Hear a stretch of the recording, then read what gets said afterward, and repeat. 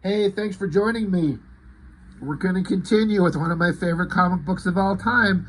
Doesn't seem to get a lot of interest on the channel too much, but Tom Strong, written by Alan Moore, with art by Chris Sprouse, and a rotating kind of assortment of guest artists that show up to do some small story in most of these books. It's really interesting. They got primo talent.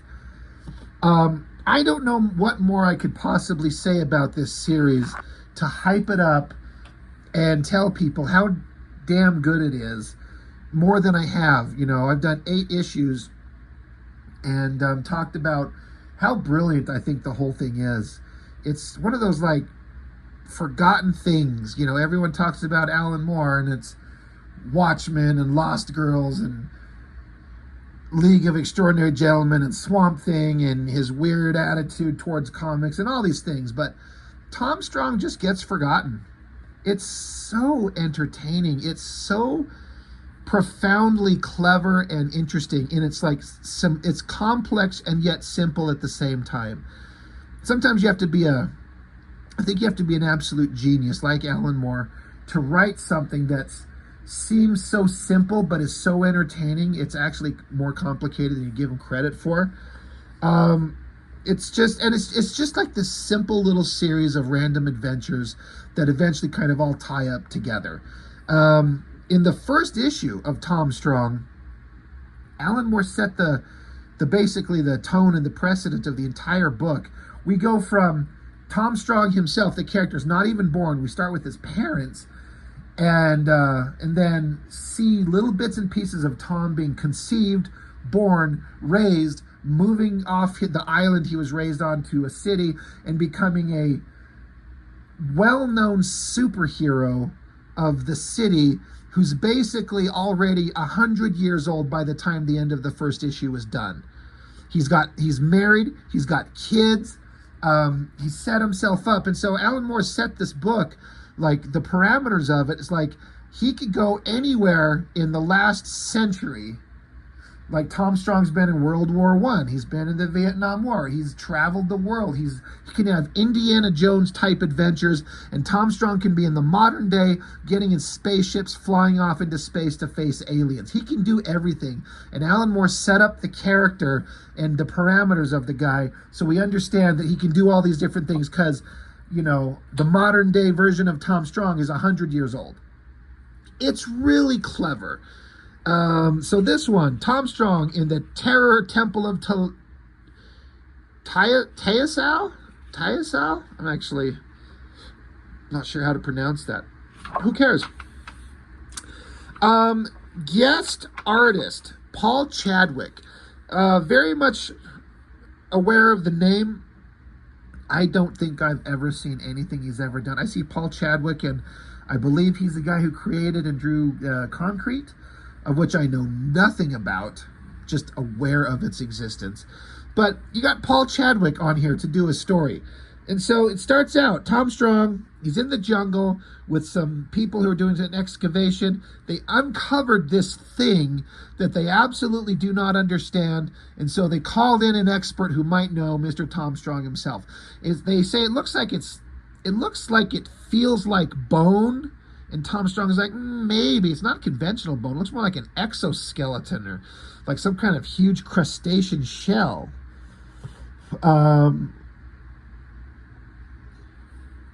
He says, and yet these are young remains. I'm guessing maybe 2,000 or 3,000 years old maximum. I wonder what on earth it was. So, I mean, if it's some kind of like ancient creature like a dinosaur, which would be millions of years old. This thing he's estimating only be a couple thousand years old. So that's weird. So Tom's like, all right, well, you guys keep digging this thing up. I'm going to go get my little jump jet and check out the surroundings, see if there's anything else I can find. So he does that, jumps in his thing, flies around, and he finds basically a Mayan temple here that somehow has been undisturbed through the centuries.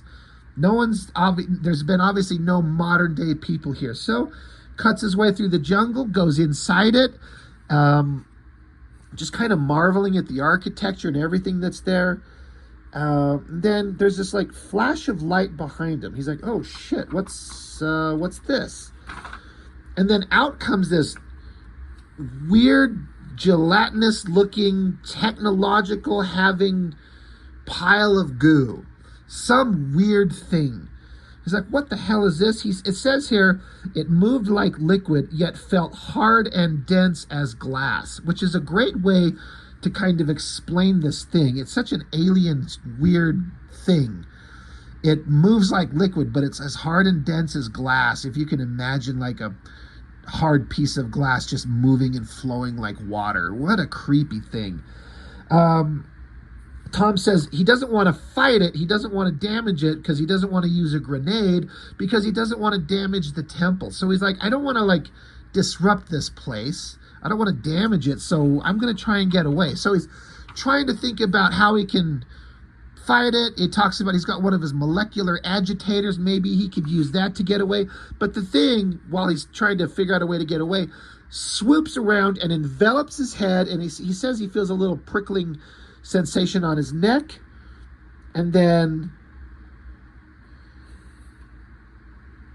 he says, and then after he got, a prickling on his neck, he says, all that I remember was what it remembered. The whole story pouring into me like freezing liquid, like a lonely metal voice. So this thing grabs onto him and interjects memories into him. So what the story basically explains is that this thing is from a living spaceship from outer space. And it's part of like a collective unit of things that grow together. And for some reason, some way, somehow, it's smashed into Earth, and everything with the host ship died except this small little component that was left over. But it's like a child, and its mother's corpse was the ship. So it separated itself, and all it could do is see these screaming alien horrors with their skeletons on the inside. So the humans that lived here. So the humans picked it up and referred to it, they worshipped it as a star god, the god from the stars. But this thing whose entire existence is based on like getting information and technology and growing and traveling. So you're getting the sense that this thing, there's no indication that it's a hostile life form of any kind. It just travels the stars and it's trapped. The humans, these primitive humans, don't know what it is. But this thing, now that it's basically, for better or worse, taken prisoner, it's stuck. It says here, it couldn't grow parts for motion or escape. It had no blueprints. It could only grow bigger. It says sacrifices, flowers, centuries, tribes die out, temples shunned, lost, centuries, couldn't die, couldn't escape, no blueprint, could only grow, centuries, centuries. And Tom Strong says here, and when it at last let me go, I was weeping. So Tom gets all this information from this alien spaceship. It just gave all its knowledge and memory to Tom Strong. And the story of its existence is sad. And he's crying because he feels its sadness. So instantly, once again, I've talked about this, how Alan Moore takes this series and uses it to just take the story and go off in weird directions and just tell weird, interesting little science fiction, action, adventure, pulp stories that are different from anything you've seen in so many other books. Who would have thought that our hero would be crying after hearing the story of this alien life form that was trapped? So he says, when I got my feelings under control and I could think again, he's like, I think there was only one solution. So basically, he gets back in his ship and he flies off and goes and gets a portion of the spinal column of the alien ship thing that they found on page 1, which was the dead body of its mother.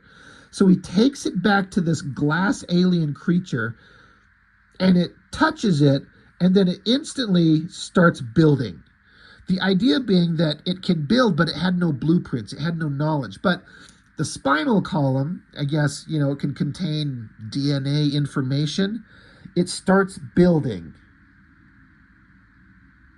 Yeah, it says, it began to build. I watched it for a while before its increasing complexity meant I had to retreat outside.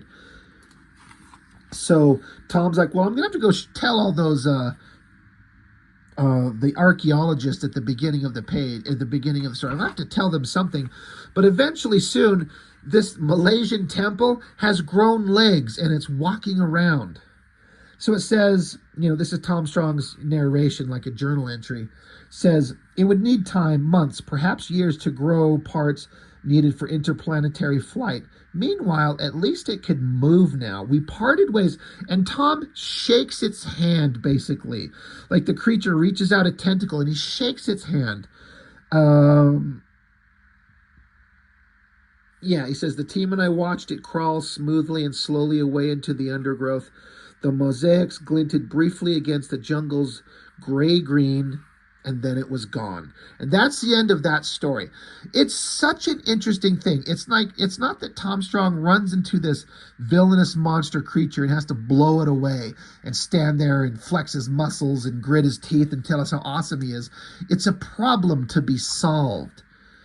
And he thinks and communicates and assists it. And this is not the first time we've seen Tom Strong in these books do this exact thing. He helps a thing that most humans would think as some kind of nightmarish alien monstrosity, but he just takes a minute to understand it and helps it so it can get away. It's just solving like a scientific problem. I love it. It's almost Star Trek in its quality, like, explorers going around and finding a moral or ethical or technological problem, and how do we solve it before we start shooting. And it's great.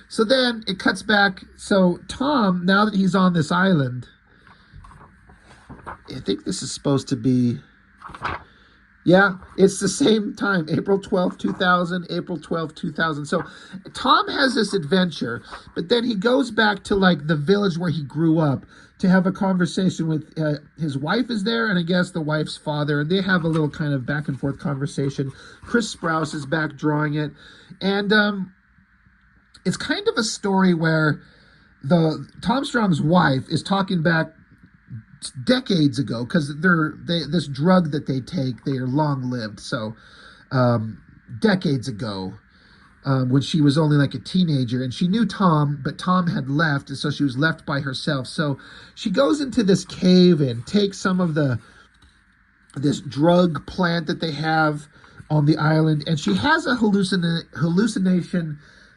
vision of this snake creature that offers to basically show her some great meaning and truth, and she has to decide whether she wants it, but can she suffer the consequences? What is she going to do now that she's having this vision of this snake god? And so she thinks about it. She almost reaches forward to say yes, but she's like, basically, she says, I should discover this information on my own. I shouldn't take this opportunity to learn things in this way. It's not the time. It's not the place. And basically the snake god was happy with her decision. Like, she chose to be humble, I guess. So she continues with her vision, freaking out, exploring. Her mind's kind of going crazy with her little vision quest. And then her dad wakes her up, and she comes out of her trance, and basically it's like, yeah, you weren't envisioning a snake, you were hallucinating, and there's just a downed power cable shooting sparks, and that's what you were seeing. So your vision ordeal, your spirit animal was just a downed cable? And so the question is, did she have a real vision or not? Interesting little story, I like it. So now they're going to take off and leave, and they talk about their daughter is at home, Tesla Strong, and they're like, I hope she can take care of everything on her own, because she's their kid, but, is the kid going to be able to handle things back at home on her own? So it starts out, we instantly, in this action-adventure scene, there's a character here, Kid Tilt, this girl in this outfit. And you can see this is a city street, but we're on its side. Gravity has been shifted. like if you look, this is just a city street, but all gravity is shifted. Everything's changed. So it cuts back to just moments before Tesla and Solomon, the monkey, were playing basketball, but then gravity suddenly shifts on them. They're hanging sideways. So they get outside. Here's another shot of that city street, like a basic kind of one-point perspective on the city. But gravity's now completely shifted on its side. So they're like, what in the hell is going on? So this girl shows up, and she basically introduces herself as the daughter of a villain that Tom Strong put in jail long time ago. Yeah, she's like she's Tesla. She's like, let me guess, your relation to King Tilt? She's like, yep, daughter, second generation science villain. My dad died in jail where your dad put him. You see where this is going? So they're fighting because this King Tilt guy, now the daughter has these things called these magic gravity warping boots. So that's what the kid's saying. And she's like, I'm here to avenge my dad. So they fight. They go back and forth, kick each other around, falling around since gravity's now on its side. So the villainous daughter here, she's like, this is great. This is going to be a classic fight. Daughters of two deadly enemies, equally matched, same age. And Tesla's like, well, that's sweet of you to say, but chronologically speaking, I'm in my 60s. Again, the Tom Strong family, they take this special kind of drug concoction from that island, and it slows their age. So even though Tesla is the daughter and she's young, she's already 60 years old.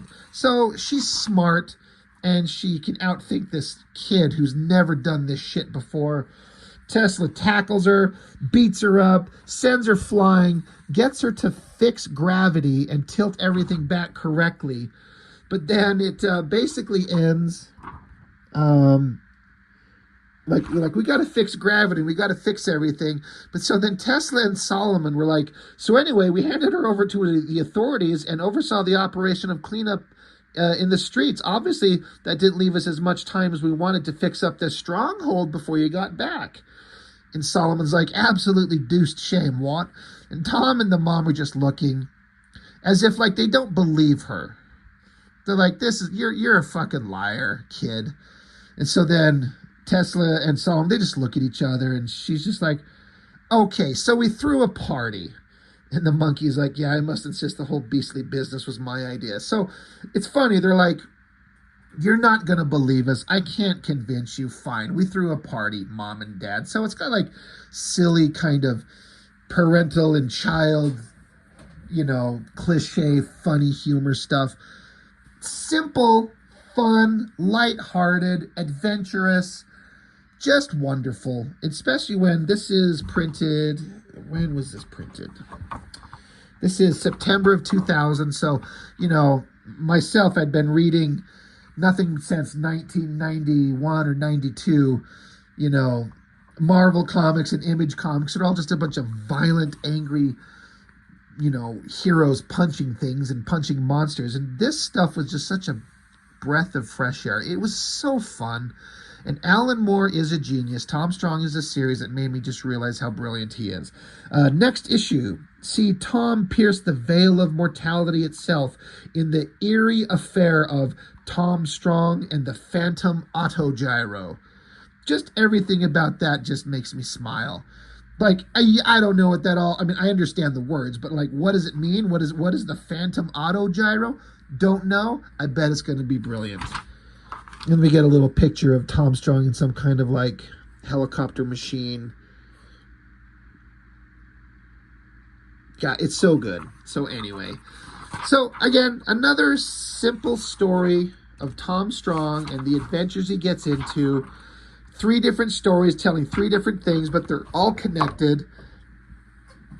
Just a joyful comic that's so fun. I cannot recommend this series enough. Please pick it up if you want to read. If you've never read it and you want to see something new that has a wide variety of content and places and characters and adventures that will not leave you feeling like you wasted your time or your money. Tom Strong is brilliant. I love it, and I cannot recommend it enough. So issue 9, that's all I've got for now. Thank you for watching. I really appreciate it. I'll see you next time.